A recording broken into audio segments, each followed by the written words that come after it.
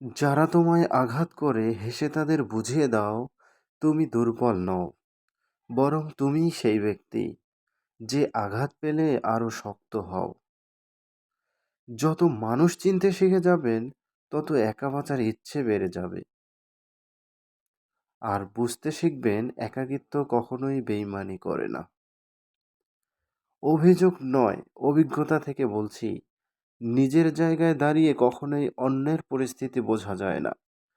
জীবনে কঠিন সিদ্ধান্ত নেওয়াটাই নিজের প্রতি আত্মবিশ্বাস। শিক্ষা মানুষের ভদ্রতার পরিচয় বহন করে না, আচরণেই ভদ্রতার পরিচয় দেয়। সব জায়গায় নরম থাকতে নেই, কখনো কখনো লোহার মতো শক্ত হতে হয়, না হলে সবাই মাটি ভেবে পা দিয়ে পিষে চলে যাবে। গাছের কাঁটা থেকে মাছের কাঁটা যেমন মারাত্মক, তেমনি বাইরের মানুষ থেকে আপন মানুষের হিংসা বেশি ভয়ঙ্কর।